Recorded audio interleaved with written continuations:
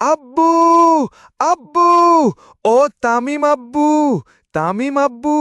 Good news আছে তামিম আব্বু! কি মজা! কি মজা! আব্বু! আব্বু! তামিম আব্বু! আরে নুনুমানের বাচ্চা, চুপ!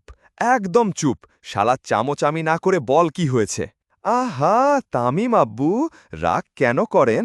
শুনেছেন শুনেছেন, মিরাজ আব্বু আমার, মিরাজ আব্বু, আমাদের সিন্ডিকেটের মিরাজ আব্বু টেস্ট দলের সহ অধিনায়ক হয়েছে। হা হা, কি মজা কি মজা, তাই না তামিম আব্বু? চুপ নুনুমানের বাচ্চা, সহ অধিনায়ক হয়ে ওই হাফ লেডিস বল ফেলবে নাকি? গত বছর টি-20তে সহ অধিনায়ক বানিয়ে বসিয়ে রেখেছিল বেঞ্চে ডিমে তা দেয়ার জন্য, মনে নাই তোর বোকাচোদা?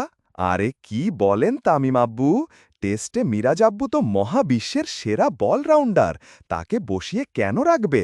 আমার বালের সেরা, ঘরের বাইরে এই হাফ লেডিসের থেকে আমার শাশুড়ি আম্মা আরও ভালো খেলে।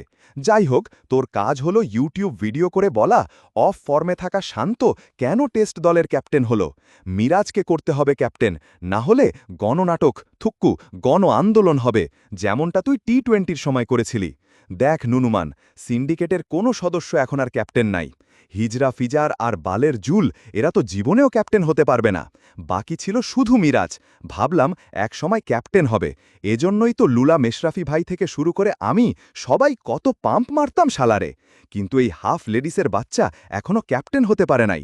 তুই ভিডিও কর, তাড়াতাড়ি কর, বল শান্ত এর ফর্ম নাই, কেন ক্যাপ্টেন করা হলো তাকে? মানি না, মানব না। ঠিক আছে তামিম আব্বু, আজ ফুফা ফারুক থাকলে কাজটা অনেক সহজ হতো, সব প্ল্যান মাটি হয়ে গেল আব্বু। হ্যাঁ রে, ঠিকই বলেছিস। বিপিএলের সময় দেখিসনি, শান্তকে বসিয়ে রেখে জাতীয় দলের ক্যাপ্টেন্সি থেকে সরিয়ে দিয়েছিলাম। তখন ফুফা ফারুকের সাথে প্ল্যান করেছিলাম টেস্টের ক্যাপ্টেন হবে হাফ লেডিস জোকার মিরাজ, এজন্যই তো এক ম্যাচের ক্যাপ্টেনও হয়েছিল। এখন আর কিছু হবে না, সব প্ল্যান গেল রে। উহুহু। কাঁদবেন না তামিম আব্বু, আমি এখনই ভিডিও করে মানুষকে আরও বলদ বানাবো। ভালো থাকবেন তামিম আব্বু।